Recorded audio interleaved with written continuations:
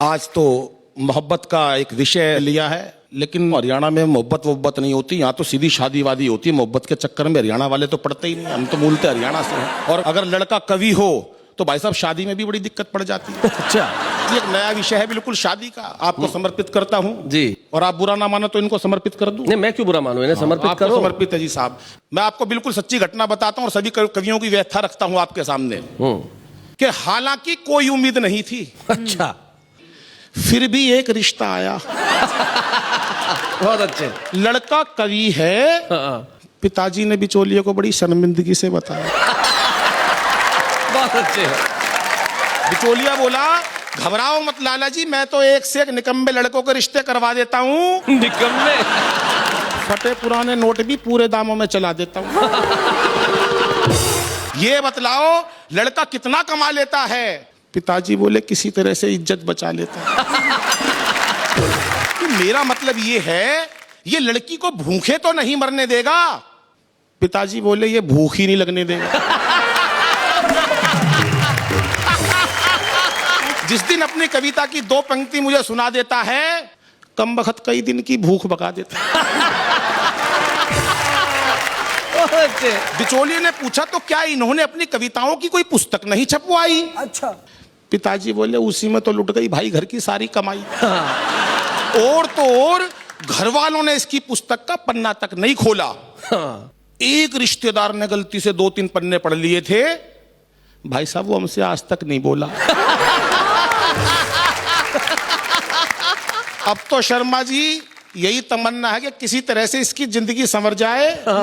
भगवान करे इसे कोई हिम्मत वाली लड़की मिल जाए।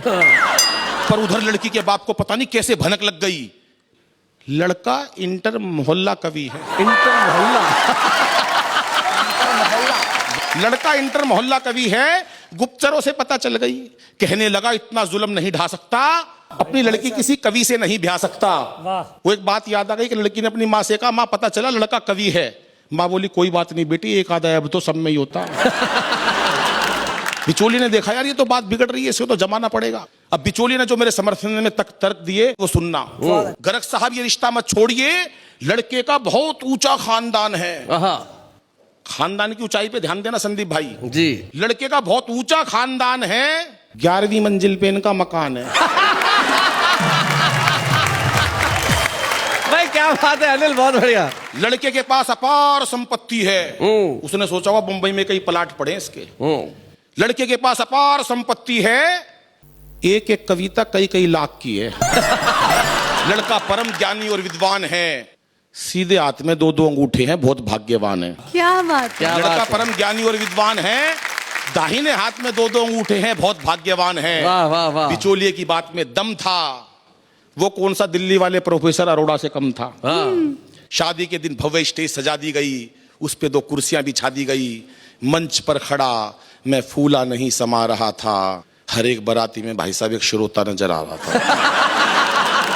मंच पर माइक की कमी खल रही थी। अच्छा। कविता खुद ब खुद निकल रही थी। खुद ब खुद निकल रही थी। मुझे एक मौके की तलाश थी, फेरों पे छंद सुनाऊंगा। अच्छा। यही एक आखिरी आस थी कि तभी किसी ने आकर मेरे हाथ में एडवांस नेक का लिफाफा थमा दिया। उसे पता नहीं किसने बता दिया लड़का कवि है। ये पता नहीं कितनी लंबी रचना सुना देगा, लड़की को विदा होने से पहले ही रुला देगा। मेरी मन की मन में रह गई, मैं मन ही मन सोचने लगा, अपने आप को कोसने लगा। घर आते ही पहली ही रात अपने मन की बात मैंने अपनी पत्नी को बता दी और उसने जैसे ही हाँ भरी, मैंने उसे जल्दी अपनी 8-10 नई रचनाएं सुना दी। अपनी हास्य व्यंग की रचनाओं पर अच्छा मैंने उसे भाई साहब कई बार रोते देखा।